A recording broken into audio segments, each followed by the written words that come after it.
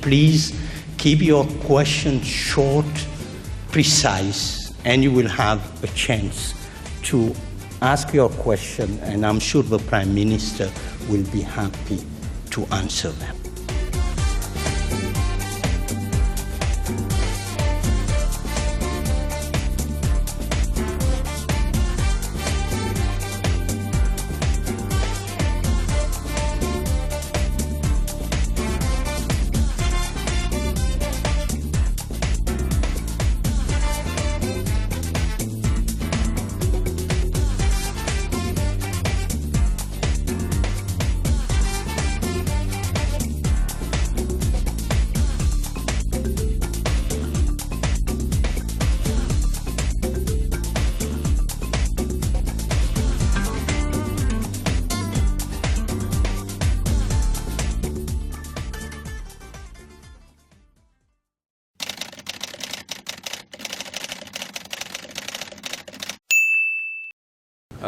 I believe I have contributed my fair share to fighting systems in Ethiopia that were unmistakably oppressive. I fought for 17 years to remove the Mengistu dictatorship. After that, we made sure that those previous dictators who are not accused of crimes were given the opportunity that they denied every other Ethiopian, which is that they were given the free choice to express themselves, including through the media. Now, when they do express themselves through the media, those remnants of the Mengistu regime, you would expect them to be less than grateful to those who removed them from power. Over the years, in bringing choice to Ethiopians, we have had to trample on a few toes, and those toes have had difficulty accepting the status quo in Ethiopia. That type of criminality and oppression is dead. It's finished, and it is not coming back.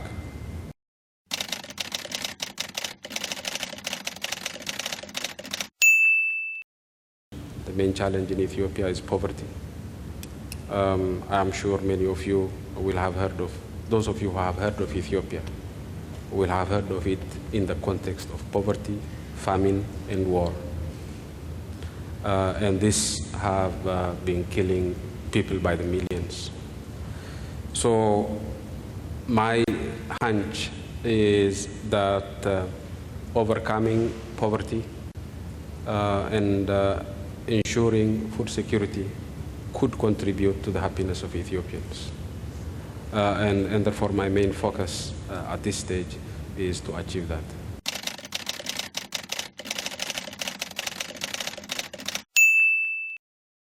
With regards to relations with our neighbors, we have excellent relations with all of our neighbors with the exception of Eritrea.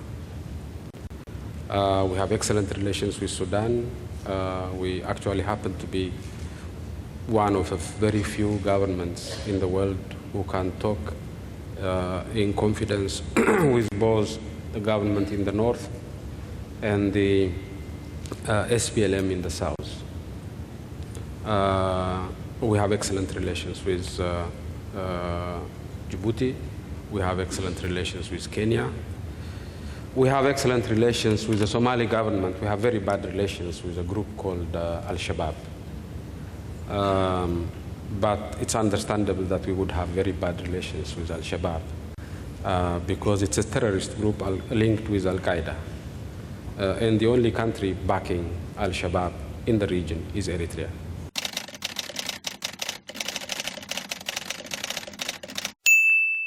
As you know, we Africans have declared Africa a nuclear-free zone, and we would like to make sure that there are more nuclear-free zones, especially close to our neighborhood.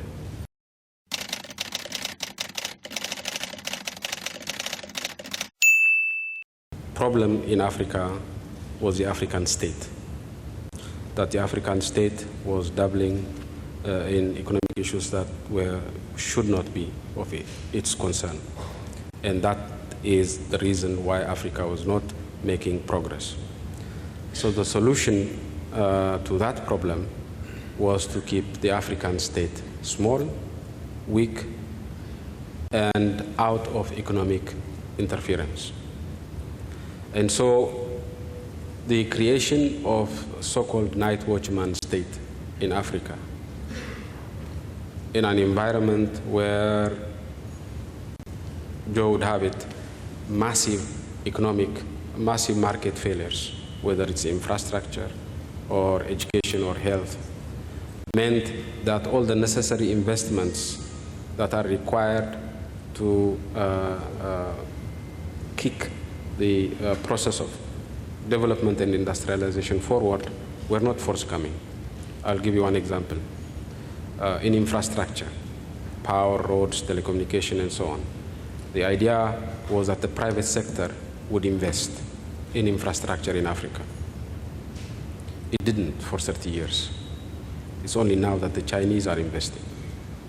So the period of massive investments in infrastructure in Africa were periods where foreigners wanted Africa's commodities. First period being in the 19th century, where Europeans needed Africa's commodities, and they got it through colonialism. They carried out massive investment in infrastructure.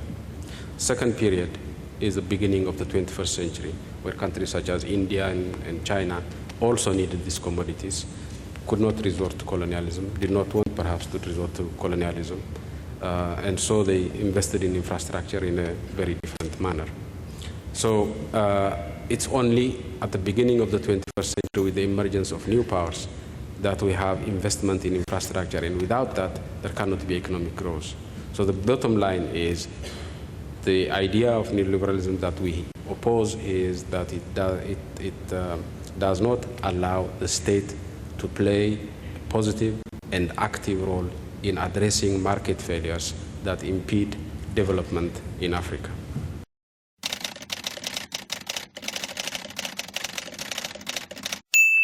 For some people who may not know this, Ethiopia is the source of Arabica coffee.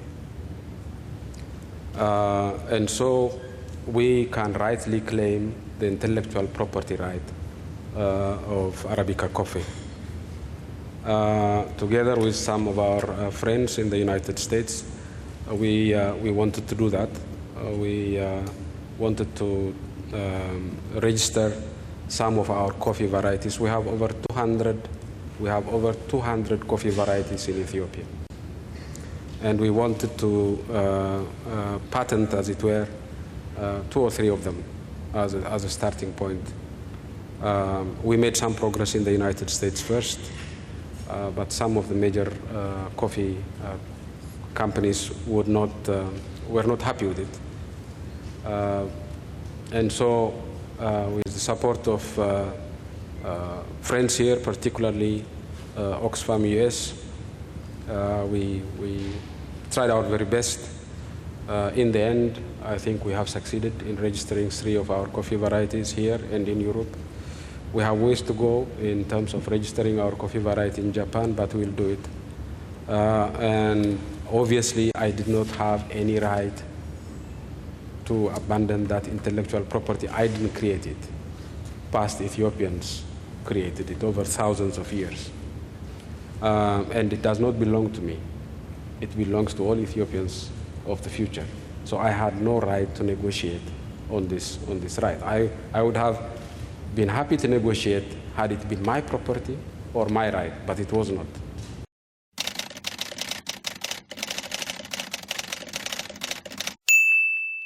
My party did not get 99.6% of the vote. It got 99.6% of the seat. You do not have to have the total vote in a seat to win that seat. If you get 50% plus 1 in every of the seats, you get 100% of the seats. We did get an overwhelming majority of the vote. And I suspect after 7 years of double-digit growth, 7 years of roughly 11.6% growth, After 7 years of very equitable growth, Ethiopia's Gini coefficient is 0.29. It is the lowest in the continent and one of the lowest in the world, which means our growth has been very broadly equitable. Given these two facts alone, I would be very surprised if we didn't get overwhelming support from the population.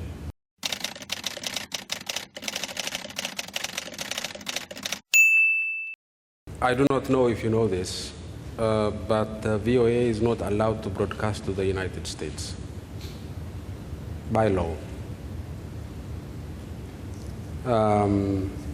It is allowed to broadcast to other countries, but not to the United States,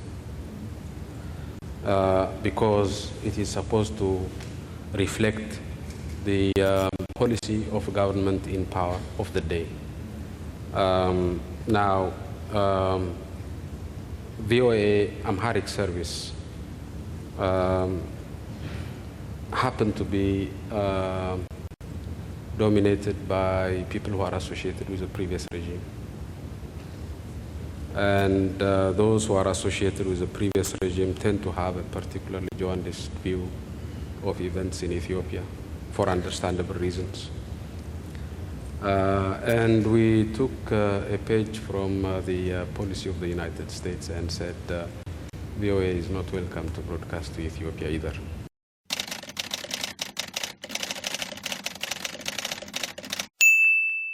I suppose you are aware that in a parliamentary system, the party that wins the majority of the seats gets the power every time. There are term limits in the United States, but none in the United Kingdom. I would hope you would understand that the United Kingdom is perhaps just as democratic as the United States, and that the parliamentary system is just as democratic as the presidential system. The presidential system requires term limits.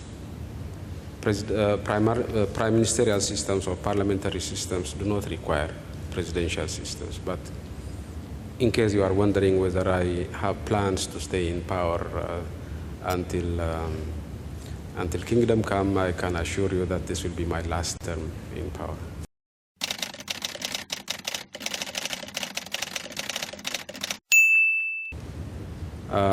Ethiopia is a poor country. It's been mired in conflict for decades. It is in a very rough neighborhood. Somalia is just to the east of us, and Sudan is to the west of us. We are in between these two major fires. So that's a very tough neighborhood. But I want to tell you all that we are making progress, that we are getting out of the cycle of poverty and violence, and that this is open for everybody to see. So I would like to invite you all to come and visit Addis. Thank you very much.